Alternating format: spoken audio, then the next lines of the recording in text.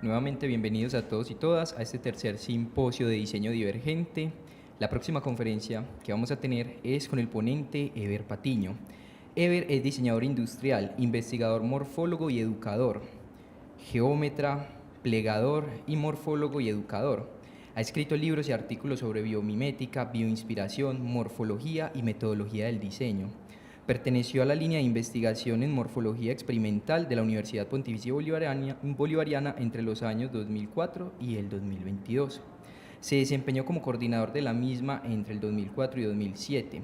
Fue socio fundador del Laboratorio de Diseño Reforma, con el que fue ganador de 2 becas de creación de la Alcaldía de Medellín y un premio de lápiz de acero. Actualmente es profesor de tiempo completo y líder de línea de diseño y materiales del Departamento de Diseño del Instituto Tecnológico Metropolitano. Ever, bienvenido. Muchas gracias, Miguel. Muchas gracias por la invitación. Muchas gracias a ti por estar acá y por compartir este espacio y tus conocimientos que son muy amplios en este tema de morfología y diseño. Muchas gracias. ¿Listo? Adelante. Bueno, gracias a todos por estar conectados, gracias a Uniremington por la invitación. Este es un gran espacio pues, para compartir diferentes pensamientos. Hoy les voy a hablar sobre una conferencia que tengo montada que se llama Imaginando nuevos escenarios para el diseño contemporáneo. Esta imaginación de los nuevos escenarios es una imaginación propia, personal, está basada pues, en algunas evidencias que voy a mostrar, pero sigue siendo una postura individual. Creo que es un discurso que debemos tener en la academia, debemos tener también en el ejercicio profesional, pero que está cambiando, está construyéndose a medida que estamos hablando de ello también y a medida que diseñamos. Este diseño contemporáneo es muy amplio. Yo les voy a hablar un poco cuál es la mirada mía alrededor de lo que está pasando en Latinoamérica, especialmente en Colombia, y creo que puede ser útil para muchas disciplinas y para muchos enfoques. Vamos a comenzar con este esquema que construí pues, hace unos años. Yo creo que esta es una mirada, ahí vemos el centro, con el centro tenemos el diseño y alrededor tenemos diferentes términos o conceptos que son convencionales. Nos hablan como hay una búsqueda funcional del diseño, el diseño como fin, que el diseño hace productos, está enfocado en la producción, es extractivista, está al servicio de la industria, es para comprar, hay un consumidor pasivo, también es divertido, los objetos que hacemos son divertidos, hay unas narrativas de consumo, está alrededor de una cultura hegemónica, es antropocéntrico, se define cómo es el mundo en la actualidad, es competitivo. Esto, si lo miramos bien, es un enfoque que ha partido de la definición tradicional del diseño. Hablamos de cultura hegemónica porque hay una tradición de la cultura europea en este enfoque que luego llegó a Estados Unidos y a Norteamérica, pues. Pero nos habla de una postura muy capitalista, centrada en los bienes de consumo, en la producción, en la extracción. Decir que esto desapareció o va a desaparecer en un corto tiempo es una ilusión, pues es una utopía. Pero estamos hablando de que hay una transición, sí podemos hablar de que hay una transición.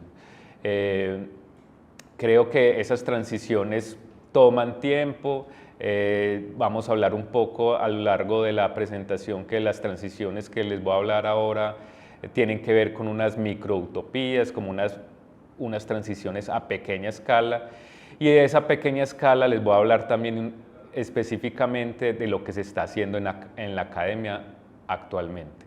Yo creo que los enfoques del diseño contemporáneo, pues uno puede hablar de unos enfoques centrados en la empresa, lo que está de pronto pensando el Estado que el diseño puede transformar o no la comunidad, y un enfoque en la academia. Entonces estamos en la academia, en la empresa y el Estado, esos tres elementos.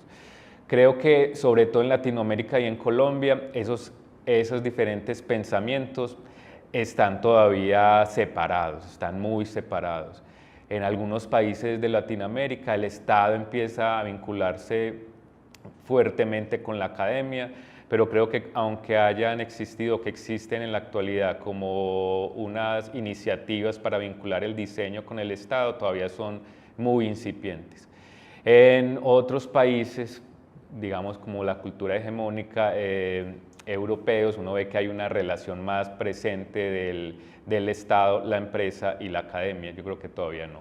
En Colombia todavía no pasa mucho eso, pero voy a hablar un poco cómo esas transiciones se pueden dar y cómo es necesario desde esas microutopías, si queremos cambiar esa mirada, que esos tres elementos, esos tres estamentos pues empiecen a conversar, no uno sobre otro, sino de una manera pues horizontal.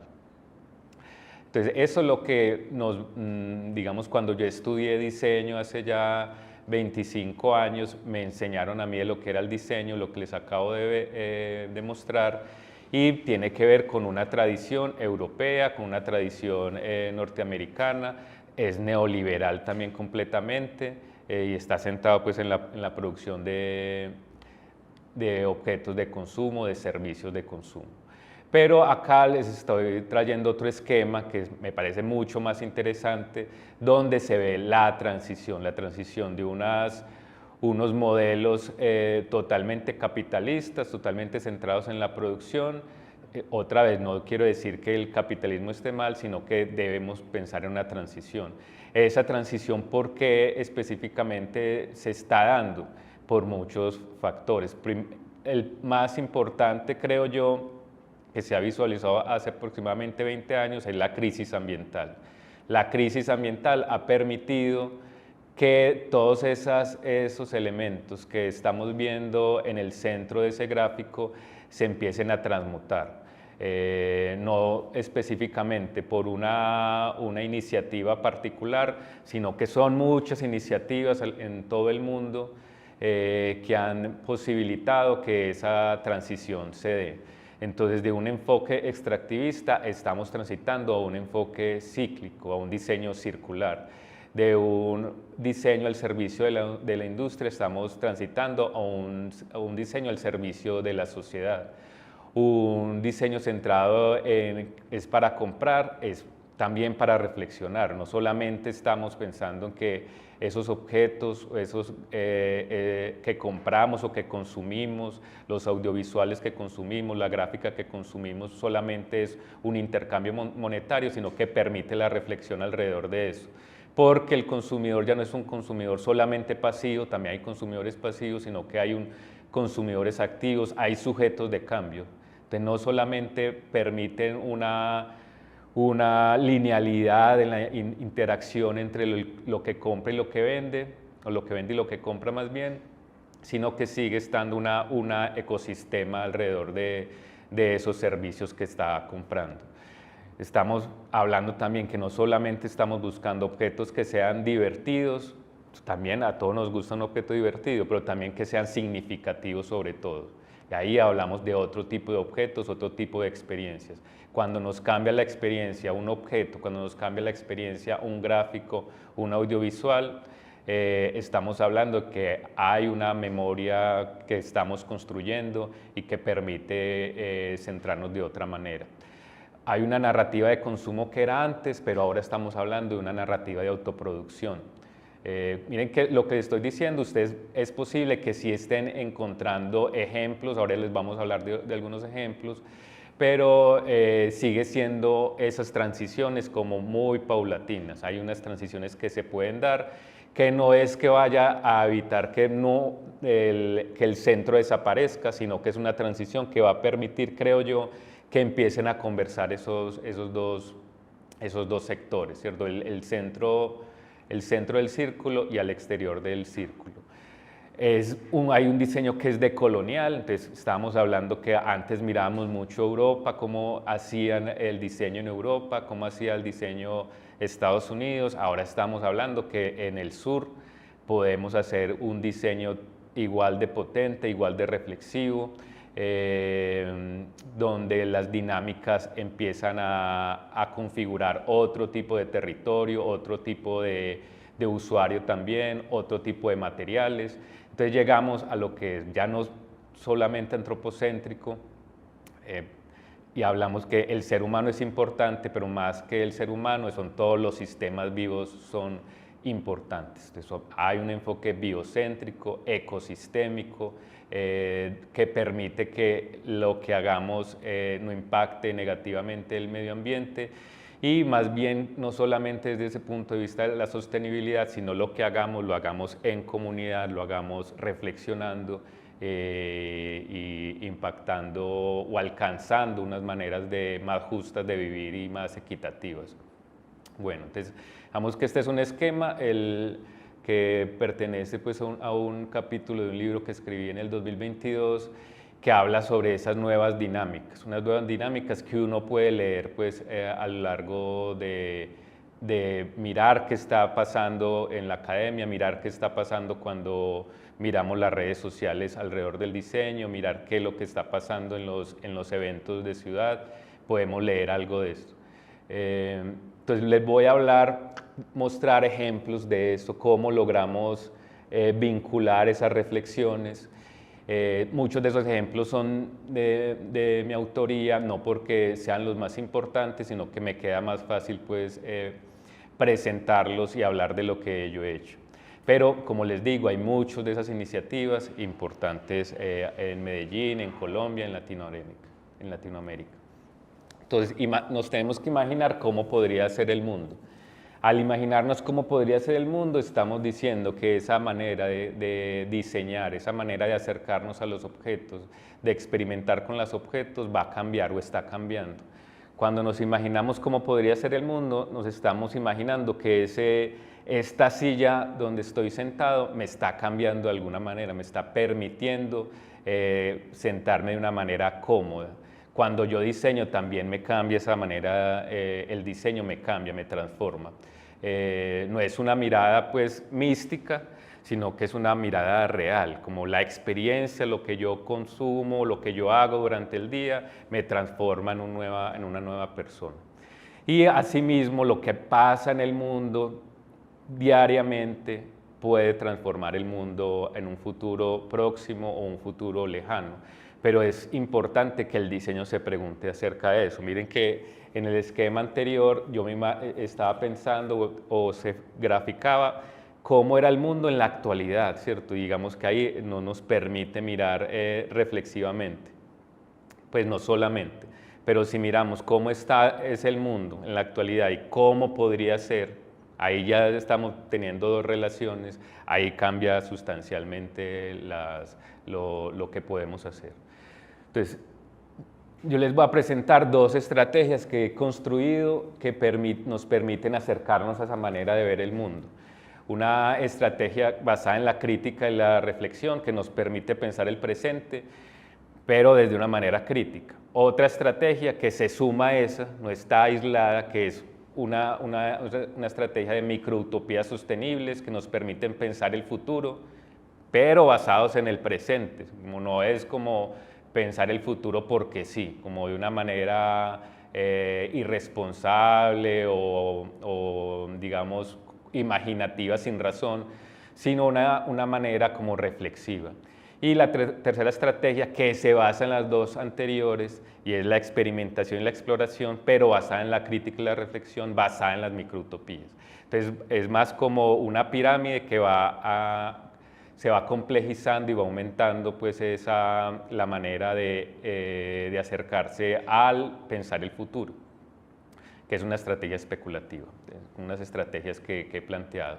Ahí en la imagen vemos un experimento de una habitación portable que yo lo conocía pues hace tiempo, miren que es desde el 67, pero me generaba mucha crítica cuando tuvimos la pandemia, que esos elementos que parecían tan chistosos en el 67, en realidad pasaron, ¿cierto? No es que veíamos, miren que muchas de las audiovisuales o los videos que se empezaron a generar en la pandemia, no era solamente las personas utilizando una mascarilla o un tapabocas, eso era lo de menos, había personas que se involucraban y tenían tanto miedo de eso que generaban pues unos escenarios para apartarse del otro.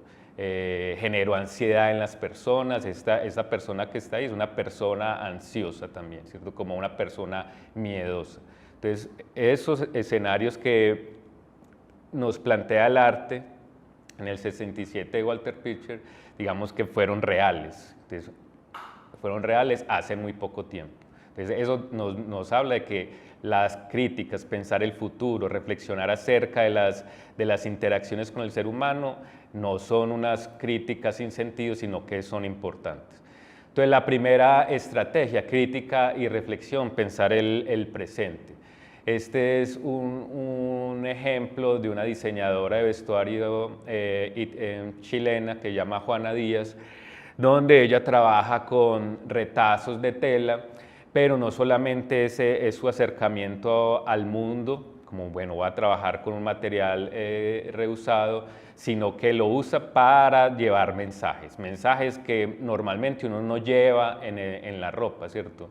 Si yo salgo acá a la calle ahora, veo unos mensajes de básquetbol, unos mensajes de fútbol, otro tipo de mensajes, pero este tipo de mensajes que son transgresores, uno a veces como que evita llevarlos en la ropa, pero ella dice, no, llevémoslo ahí, pongamos eso que está presente todavía en Latinoamérica, que tenemos todavía y en muchos países pues, del mundo, donde el hambre es un problema fundamental. Entonces pongamos, el hambre es un delito y bueno, y vende estas piezas. Esto no es una obra de arte, sino que es una pieza también de consumo. Entonces no es solamente lo que les estaba hablando al principio, que el dejar de vender o dejar de tener una interacción pues monetaria, sino que también Juana pues vive de eso.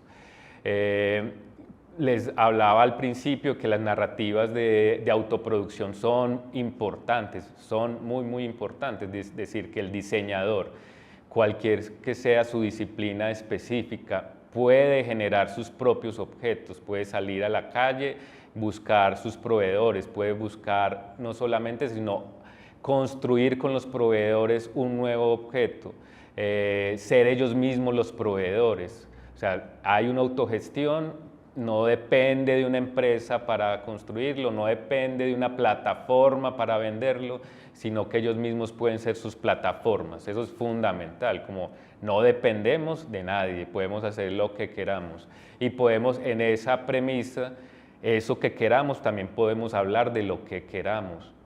Otra vez, no es que vamos a hablar como a hablar pues sin sentido, ¿cierto? Que también es, la gente pues tiene el derecho a hablar sin sentido, pero en este caso les mostraba, bueno, hablemos con una reflexión, seamos, en este caso, una publicación independiente que se llama Piedras Argentina, muestra las maneras de cómo la guerra ha influenciado pues la gráfica.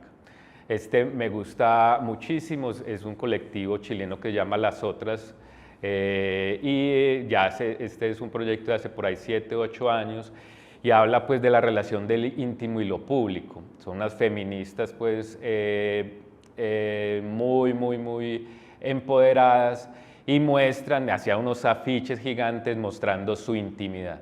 En este caso eran los senos, unos senos de diferentes tamaños, no era solamente estos que vemos en la imagen, para mostrar como te molesta mi intimidad, te molesta mi femenino, yo te lo voy a mostrar y te lo voy a poner en la cara, ¿cierto? Y eso es importante.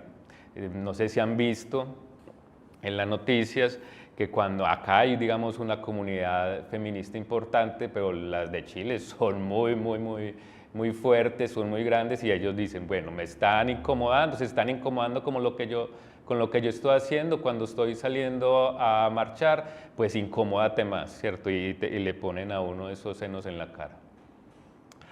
Estos otros, también es un proyecto viejo, de unos parásitos que critica la manera como nos acercamos a los habitantes de calle, cómo el Estado en muchas partes del mundo, en Colombia es uno de ellos, no ha tenido una política clara sobre los habitantes de calle, ¿cierto? Hay unas políticas que no se quedan alrededor del, o no logran pues como transitar a lo práctico, a lo que podría servir pues en la comunidad.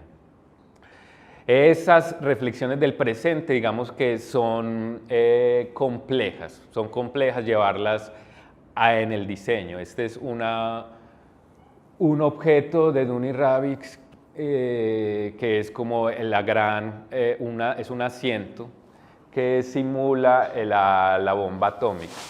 Ellos mismos se critican, ¿cierto? Ellos mismos, los diseñadores, lo hicieron y dijeron, como hoy cometimos un grave error, como que acá no hay ninguna crítica, acá solamente hay una banca en forma de hongo de explosivo. No hay ninguna crítica, ¿cierto? Como que puede generar, al contrario, como unas apariencias como juguetonas, engañosas, y eso ni siquiera pues parece pues un hongo pues atómico. Y digamos que esas reflexiones, al ser también crítica, puede generar como que no logre comunicar lo que queremos. O sea, no es tan fácil pues criticar. Voy a pasar este de Black Mirror. Bueno. La otra estrategias de microutopías sostenibles, me gusta bastante. Recordemos que dije al principio que esta estrategia se basa en la primera, no es una estrategia aislada. Lo mismo la estrategia 3, esta estrategia de microutopía sostenible, entonces nos habla de que vamos a pensar ya el futuro, vamos a reflexionar el futuro sobre el presente, sobre lo que estamos viviendo, pero esa lo baso en esta triada que está planteada por John Wood en un libro que es acerca del metadiseño. Él dice, bueno, hay una transición, perdón, hay un diseño basado en la empresa, que es lo primero que vimos al comienzo, que en muchos países el Estado ha estado como ahí presente en cómo el diseño puede transformar la comunidad y la empresa, pero hay que vincularlo. Está la comunidad, tiene que estar siempre ahí, la comunidad no como un comprador pasivo, sino como un sujeto activo, como un sujeto participativo, como un sujeto reflexivo.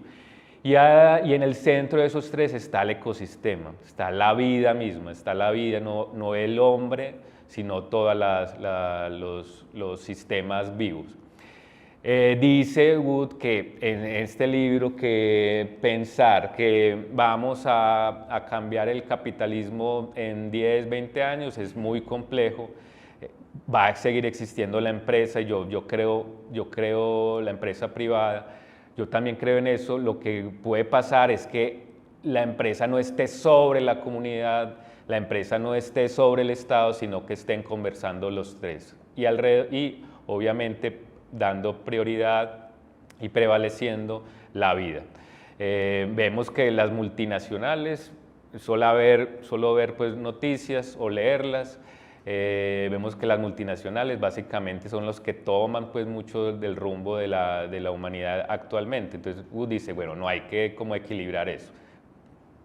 Pelear contra las multinacionales es una pelea perdida, dice Wood. Vamos a vincularnos con ellos y no mirar cómo no solamente la multinacional, sino cómo podemos generar pequeñas empresas, pequeñas iniciativas, y con esas iniciativas sí podemos como hacer una batalla, pues no de frente, sino una batalla pues como con los mismos términos.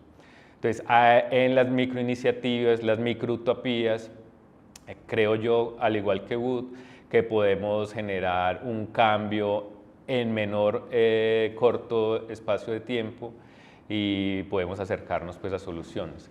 Este es un esquema de un proyecto, es un modelo de diseño sostenible integral para el trabajo con comunidades artesanales, un modelo que desarrollé con unos compañeros, donde habla que en la base de esa pirámide hay unos conocimientos o unas iniciativas económicas, ambientales, políticas y culturales.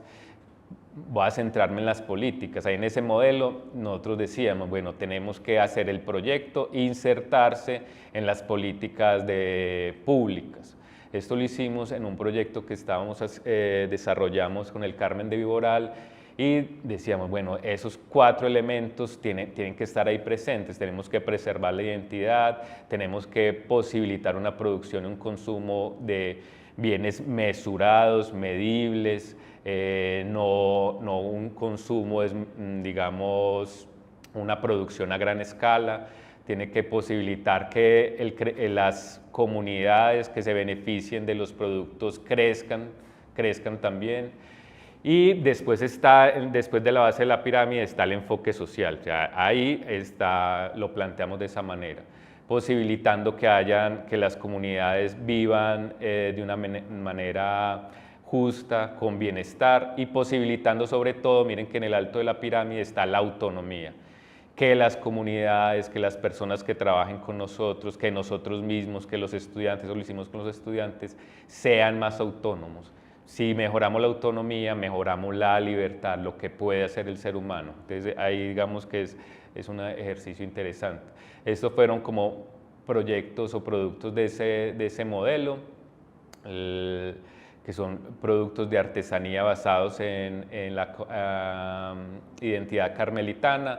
Lo hicimos con 5 talleres artesanales, con un grupo de estudiantes durante todo el semestre. Había promotores de la cultura, digamos que habían muchos actores trabajando en ese proyecto. O sea, no es solamente como el estudiante trabajando con la comunidad, sino el Estado, la empresa y la academia, ¿cierto? Y más la comunidad. Entonces, como ejercicios alrededor de eso. Esto les quería mostrar estas 2 afiches. Uno es muy viejo, uno es como de los años 70, que es, bueno, trabajador, construye tu propia maquinaria, que es una publicidad cubana que se basaba en unas frases que repitió constantemente el Che, diciendo como: no dependemos de otra industria lejana a Cuba, sino que nosotros la podemos construir. Digamos que eso era algo importante, y si uno entra pues al Instituto Cubano de Diseño, encuentra mucho de estas frases en sus muros, como que hay que posibilitar que nosotros podamos construirlo. Entonces, algo tan viejo, miren que estamos hablando que las iniciativas de autoproducción es exactamente eso. Exactamente, es que no tengamos que obedecer a lo que la tecnología o a lo que Europa, a lo que Estados Unidos nos va a ofrecer, sino que nosotros podemos construir nuestra propia tecnología. Ernesto Orosa es un cubano que vive actualmente en Francia, que habla sobre un término que es desobediencia tecnológica. Ese término es importante, que podemos desobedecer de muchas maneras. Uno es desobedecer tecnológicamente en la medida que podemos construir lo que queramos. Estos son ejemplos de cómo transitaban o cómo construían los cubanos en 1970 con una lavadora que le regaló la Unión Soviética en esa época, y todavía funcionan los motores. En la actualidad todavía funcionan los motores, y con eso hacen un montón de cosas. Con unos compañeros en el 2021 hicimos una carta a quienes tenemos voz desde el diseño en la crisis de derechos humanos que se vivió pues aproximadamente en mayo. Eso fue también un intento, pues, o un acercamiento del diseño para hacer microutopías políticas. Invitamos a unos diseñadores gráficos, construimos como un manifiesto, una carta dirigida a todas las personas que les estaba tocando pues ese conflicto que vivimos en el 2021. Les voy a leer algunas, que creo que se me está acabando el tiempo. 1. Cuídate, cuida a tu familia, cuida a tus vecinos y cuida a todos los seres vivos como ecosistemas sagrados. Lo ilustró Marcela Cardona. Otra persona lo tradujo al inglés, también lo rotó por varias partes. El silencio y la quietud son herramientas de la sabiduría, pero si callar se vuelve costumbre, puede ser herramienta de la indiferencia y el egoísmo. Lo ilustró Daniela Sanín. No guardes silencio frente al argumento de que eres una persona ingenua e inexperta. Creemos que tu voz joven importa, tu voz dinamiza, te escucharemos y te apoyaremos para que tu voz sea escuchada. Lo ilustró Carlos Ortiz. Asimismo, el diseño puede ser vehículo para tu voz. Algo de ti, de lo que eres y piensas, puede estar en tus proyectos de diseño. Sé un faro y utiliza la creación para llevar mensajes, pues mediante ella te transformas tu entorno y puedes cambiar positivamente la sociedad. Se lo ilustró Sara García. Bueno, la última estrategia que se llama experimentación y exploración. Entonces recordemos, son 3 estrategias, una basada en el presente, otra basada en el futuro y otra basada como en la reflexión. Esa reflexión está presente tanto en el presente, tanto en el futuro y nos posibilita construir. Lo que yo hablo de la transición, pues muchas personas hablan, no es que yo me lo inventé ese término, es que lo que tenemos de esa gran crisis pues, que nos generó la crisis ambiental, la crisis social, pues vemos guerras en todas partes, unas las vemos, otras no las vemos, pero están ahí, hay hambre, hay muchos conflictos. Nos posibilita el diseño. Bueno, ¿qué hacemos con el diseño? Pues tenemos que especular de una manera controlada. Especular de una manera controlada es, bueno, vamos a experimentar, vamos a buscar otras maneras, vamos a construir otros escenarios. No nos podemos, pienso yo, no nos podemos seguir quedando en el mismo escenario. El mismo escenario es: voy a la empresa a construir una silla, voy a la empresa de publicidad a hacer un logotipo, voy a trabajar en audiovisual a hacer lo que me diga el jefe, ¿cierto? Eso está bien y yo lo he hecho y pues necesitamos comer, pero no necesariamente esos son los únicos escenarios. Hay otros escenarios donde podemos empezar el diseñador a construirlos. Hay muchos de esos escenarios, hay que construirlos porque no existen. Existen escenarios parecidos en otras partes del mundo. Lo que yo quiero siempre pues, con mis estudiantes, con mi hijo también, y mi hija, es que ellos construyan sus caminos. Esa construcción es un experimento. Esa construcción, aunque yo le diga a mi estudiante, aunque yo le diga a mi hijo, mi hija, si haces esto te va a pasar esto, ¿cierto? En el experimento es donde ellos van a posibilitar. Si hago esto como yo quiera, puede que pase o puede que no. Tu profesor, tu papá, o sea, yo, no tiene la razón, sino que vamos a experimentar. Entonces ahí es donde suceden un montón de cosas interesantes. Este es un video de un proyecto que desarrollé con mi esposa, con Sandra Vélez, en Guarne. Cuando comenzó la pandemia nos fuimos a Guarne a vivir y encontramos que habían muchas experiencias alrededor de la poda. Cuando podan los árboles en muchas zonas del oriente antioqueño, hay unos malos hábitos. Los malos hábitos es que empiezan a quemar todo eso. Aunque esté prohibido, eso lo queman. Entonces vamos a recuperar algunos de esos árboles, algunas de esas ramas, mejor, cuando las podan. Eso hay mucha poda todos los días. Y hicimos un sistema, un algoritmo computacional basado como en unos principios biológicos. Esos principios biológicos es cómo funciona la naturaleza, cómo genera unas membranas flexibles. Eso hicimos unos algoritmos, luego imprimimos eso y eso se convirtió en una base pues, de un perchero. Ese perchero, más que un perchero, es como una reflexión. Primero, que el árbol es bello porque es árbol, ¿cierto? Las formas que hagamos alrededor de eso es solamente una imitación de lo biológico. Más bonito que la imitación de lo biológico es el árbol, ¿cierto? Es la flor, ¿cierto? Más bonito es mirar a mi esposa, es mirar a mi hijo. Eso es más importante. Ese enfoque está presente en lo que hablamos al comienzo, que es un enfoque biocéntrico. Yo puedo imitarlo así como imitamos esta construcción, pero sigue siendo una imitación. Si queremos cuidar la naturaleza, pues vayamos a la naturaleza, pues tengamos una planta, tengamos una experiencia con nuestros padres, con nuestra familia bonita, pues positiva, como constructiva. Dentro de lo biocéntrico está un concepto enorme que es la biofilia. Nosotros en este proyecto utilizamos varios acercamientos a la biofilia. que posibilitan, más que, no voy a leer ahí los principios, ustedes los pueden leer, que posibilitan sobre todo que la persona que lo ve se acerque a lo que puede sentir cuando ve la naturaleza.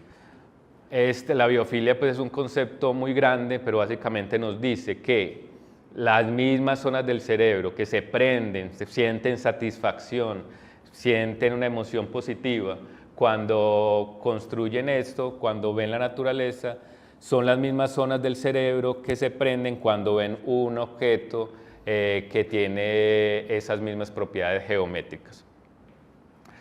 Este es otro proyecto, también es biofílico totalmente, que son unos floreros que enaltecen las flores, que no ponen la flor totalmente aprisionada, sino que antes la explota, la exhibe, y está presente también de esa manera, como una forma. Está basado pues como en el latido del corazón y está basado pues, en esas formas.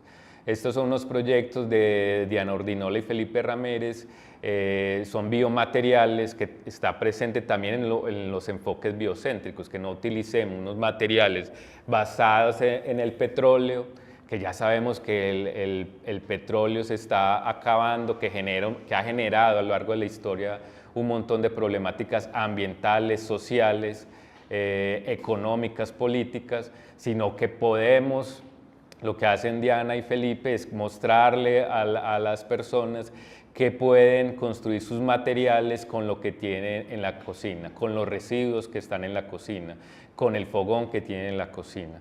Tienen unas estrategias de construcción con cáscara de huevo, con yerba mate, con coco, con gelatina. Genera un impacto mucho menor ambientalmente y además genera un acercamiento pues, social diferente. Todo esto, ya estamos cerrando un poco, del acercamiento biológico y de la crítica también ha generado un discurso ético y unas cosas éticas complejas, ¿cierto? Siempre lo muestro, es una chaqueta que crece, que se presentó en el MoMA en Nueva York en el 2008. Un artista junto con un biólogo generaron esta chaqueta. Una chaqueta que había que alimentarla para que creciera y llegara a su tamaño. Eso, miren que hay un límite ético muy, muy importante ahí. O sea, hasta qué punto centrarnos en la vida, o sea, como uno dice, bueno, centrémonos en la vida, hagamos las cosas crecer, puede generar unas cosas complejas, ¿cierto? Muy, muy transgresoras, sí, pero que pueden éticamente ser cuestionadas y deben ser cuestionadas.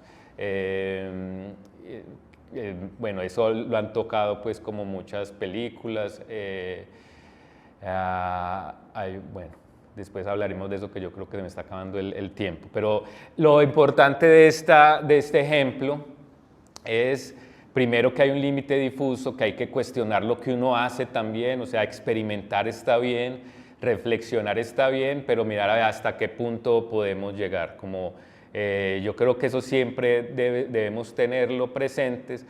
Hay muchas, en este momento, en la actualidad, muchos ingenieros químicos, biólogos, expertos en genoma que están trabajando con diseñadores, con arquitectos, con ingenieros. O sea, es el momento de tener esas discusiones. Acá esta chaqueta, ¿qué pasó? Que siguió creciendo.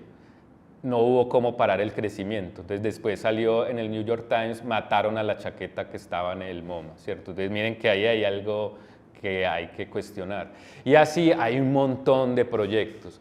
Estos son unas mesas, el que tiene como unos filamentos, unas mesas que para que siga estando erguida hay que darle de comer. Entonces miren que eso es una cosa muy, como que yo lo muestro porque a mí no es que me guste, me parece como, no me gusta para nada. En el otro lado ponen a construir unas larvas, ¿cierto? A construir seda y a construir estructuras. También hay unos límites extraños, ¿cierto? Porque estamos diciendo, no queremos que el hombre sea el centro.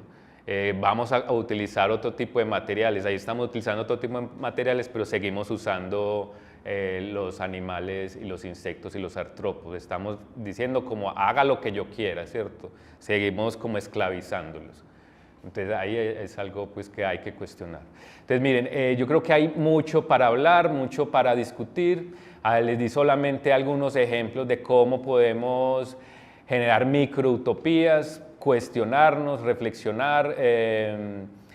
Creo que es importante, no solamente en la academia, sino en nuestro ejercicio profesional, experimentar y especular alrededor de estos temas y sabiendo que en nuestras manos también está lo que puede pasar con el mundo, con nuestro mundo.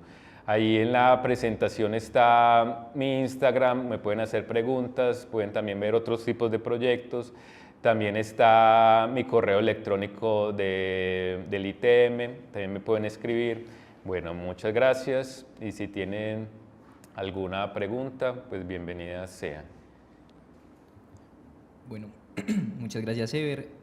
Gratamente sorprendido por este trabajo porque me parece muy interesante cómo vinculas muchas áreas del diseño. No solo estamos hablando de morfología, sino los límites éticos que puede tener en términos biológicos una intervención.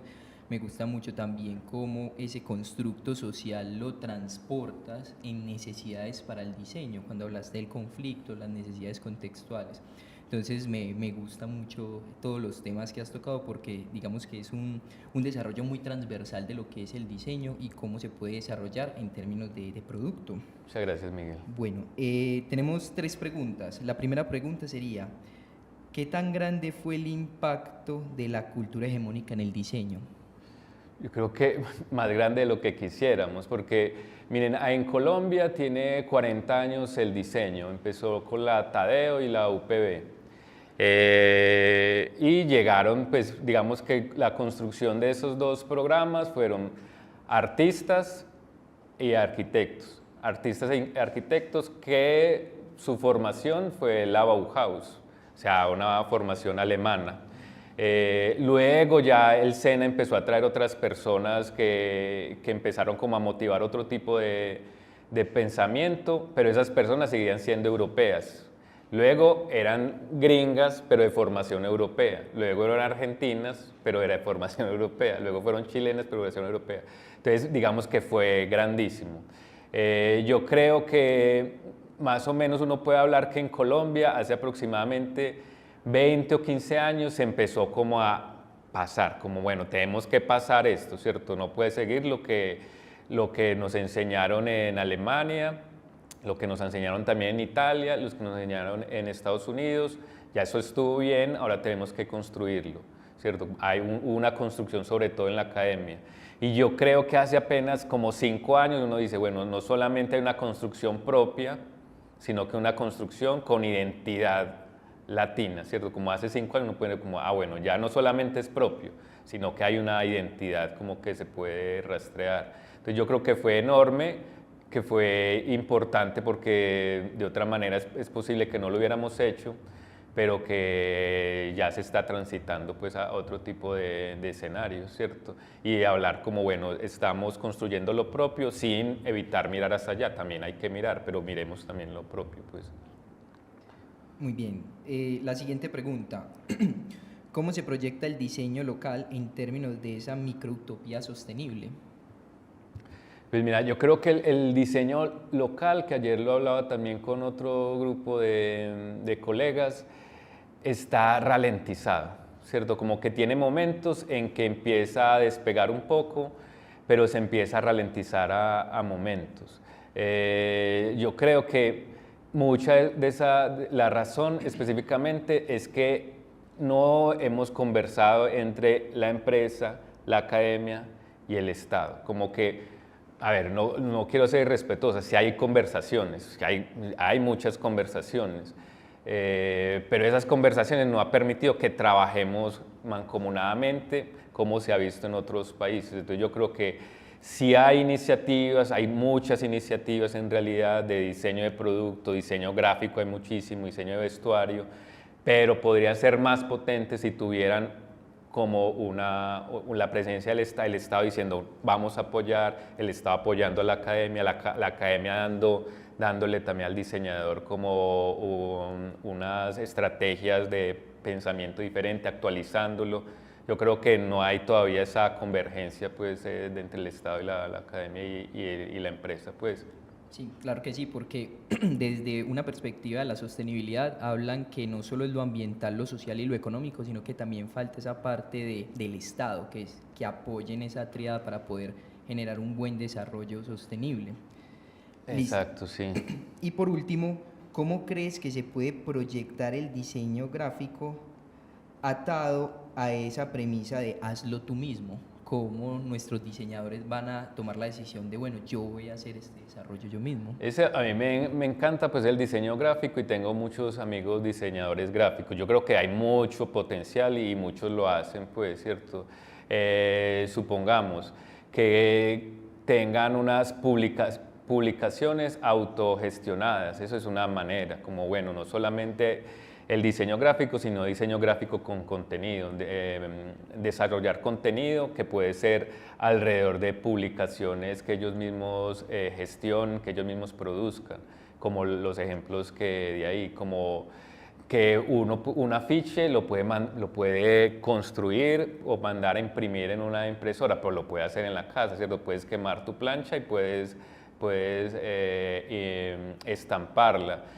Hay muchas maneras de estampar, muchas maneras de hacer ejercicios gráficos, muchas maneras de apropiarnos de la ciudad, ¿cierto? Y eso también es como unos ejercicios gráficos que uno puede hacer, unos ejercicios visuales.